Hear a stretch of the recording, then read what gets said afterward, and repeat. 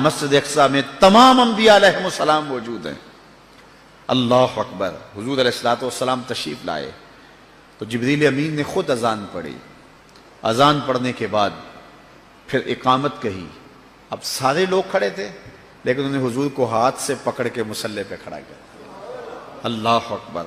دیکھو بہت سارے لوگ ہوں، ایک متعین امام ہو تو وہ تو مصلی پہ کھڑا ہوگا ہی ہوگا۔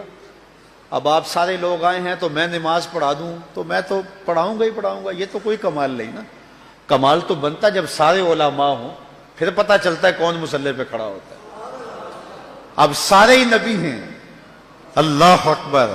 ان میں نوح نجی اللہ بھی ہیں، ان میں موسیٰ کلیم اللہ بھی ہیں، ان میں عیسیٰ روح اللہ بھی ہیں، آدم صفی اللہ بھی ہیں، حضرت یوسف علیہ السلام بھی چراغ حسن لیے کھڑے ہیں، صفیں بنی ہوئی ہیں۔ اب پتہ چلے گا نا مصلی پہ کون کھڑا ہوتا ہے۔ فقہی اصول کیا ہے مصلی پہ؟ احق بالامام عالمہم بالسنہ۔ جو جب سارے لوگ پڑھے لکھے ہوں تو پھر امامت کے مصلی پہ کون کھڑا ہوگا؟ ہمارا فقہی اصول یہ ہے کہ جو سب سے بڑا عالم ہوگا وہ مصلی پہ کھڑا ہوگا۔ تو پھر جب سارے نبی کھڑے تھے اور وَعَلَّمَ آدَمَ الْأَسْمَاءَ كُلَّهَا کا تاج بھی سر پہ رکھے ہوئے تھے، لیکن مصلی پہ حضور آئے، اس بات کا اعلان ہے صف انبیاء میں سب سے بڑا عالم ہے تو آمنہ کا لال ہے۔ اچھا سارے اگر عالم ہوں تو پھر امامت کا حقدار کون ہوگا؟ ثم اورعہم، جو سب سے متقی زیادہ ہو وہ مصلی پہ کھڑا ہوگا۔ اللہ اکبر۔ اب ہزار مہینے تک جو ہے وہ عبادت کے لیے کھڑے ہونے والے انبیاء بھی موجود ہیں، لیکن مصلی پہ کون کھڑا ہوتا ہے؟ حتی تتورم قدما، وہ محبوب کہ جب وہ مصلی پہ کھڑا ہوتا ہے رب کہتا ہے چادر اوڑھنے والے محبوب ساری رات جاگا نہ کر، کبھی سو بھی لیا کر۔ اس محبوب کو مصلی پہ کھڑا کر کیا جا رہا ہے۔ اچھا کہ سارے متقی ہوں تو پھر امامت کا حقدار کون ہوگا؟ ثم اقرأہم، جس کی قرات اچھی ہو، جو پڑھتا اچھا ہو۔ اب صف انبیاء میں حضرت داؤد علیہ السلام بھی موجود ہیں، کہتے ہیں جب پڑھتے تھے جانور رک جاتے تھے۔ اللہ اکبر۔ اللہ نے ان کو جو لہجہ دیا ہوا تھا، لیکن مصلی پہ حضور کو کھڑا کیا جا رہا ہے۔ اس لیے کہ حضرت ابو موسیٰ عشری رضی اللہ تعالیٰ عنہ فرماتے ہیں فجر کی نماز تھی، حضور تھے، سورہ والضحیٰ کی تلاوت تھی، ابھی تک نشہ ہی نہیں اترتا۔ اچھا اگر سارے ہی قاری ہوں تو پھر امامت کا حقدار کون ہے؟ ثم احسنہم وجہا، جو سب سے سونا ہو وہ مصلی پہ آئے گا۔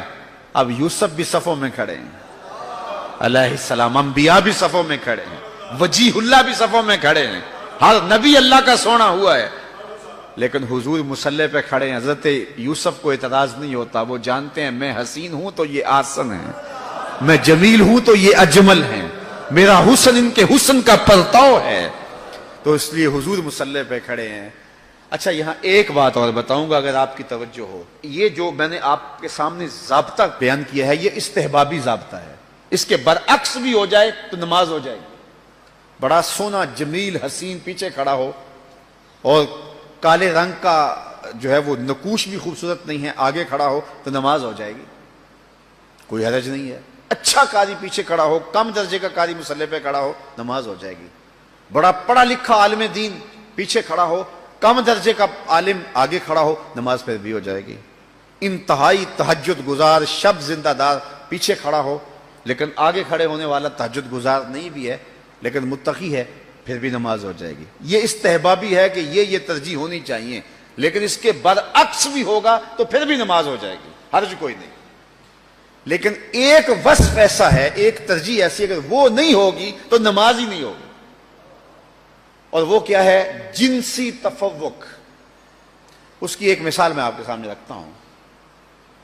ماں افضل ہے یا بیٹا؟ ماں۔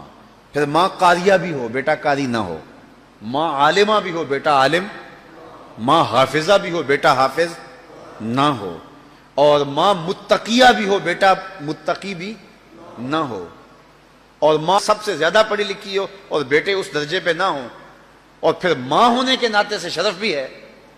اب گھر میں بیٹے کوئی ماں کے پاؤں دبا رہا تھا، کوئی ماں کے کندھے دبا رہا تھا، کوئی ہاتھ چوم رہا تھا، چلتے چلتے اذان ہو گئی، باہر شدید بارش ہو رہی تھی، پروگرام بن گیا گھر میں نماز پڑھا لیں۔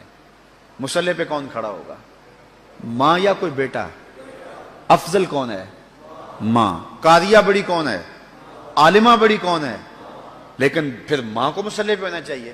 کیوں ماں مصلی پہ کھڑی نہیں ہوتی؟ ایک وصف ایسا ہے جو ماں میں نہیں، اور وہ کیا ہے؟ جنسی تفوق اس کو حاصل نہیں ہے۔ الرجال قوامون علی النساء، مردانہ پن زنانہ پن سے افضل ہے، رجولیت نسوانیت سے افضل ہے۔ تو رجل ہونا، مرد ہونا، مردانہ پن، یہ وہ وصف ہے جس نے ماں کو پیچھے کر دیا، بیٹے کو آگے کر دیا۔ عزت اپنی جگہ، سلوٹ اپنی جگہ، سلام اپنی جگہ، علم اپنی جگہ، زہد تقوی اپنی جگہ۔ بیٹے کہیں امی ہاتھ جڑے ہیں، تیرے پاؤں بھی چومتے ہیں، تیرے تلووں کا دہن بھی پیتے ہیں، لیکن یہ ہماری مجبوری ہے، مصلی پہ ہم نے جانا ہے، اس لیے کہ جنسی طور پہ فضیلت ہمیں حاصل ہے۔ میں کہتا ہوں سارے فضائل حضور کو حاصل تھے، سارے کمال حضور کو حاصل تھے، سارے نبی بھی پیچھے کھڑے ہو گئے، جبریل ہاتھ باندھ کے عرض کرتا حضور ساری عظمتیں اپنی جگہوں پہ، لیکن میری مجبوری ہے کہ میں نور ہوں اور آپ بشر ہیں، اس لیے مصلی پہ کھڑا ہونا میرا حق ہے، مجھے جنسی تفوق حاصل ہے، میری مجبوری ہے، ادب سے ہاتھ باندھ کے عرض کرتا ہوں آگے کھڑا ہونا میری مجبوری ہے۔ لیکن جبریل اقامت پڑھ کے پیچھے کھڑے ہو گئے، حضور کو آگے کھڑا کر کے اس بات کا اعلان کیا کہ وصفی اعتبار سے بھی حضور افضل ہیں، جنسی اعتبار سے بھی حضور ہیں۔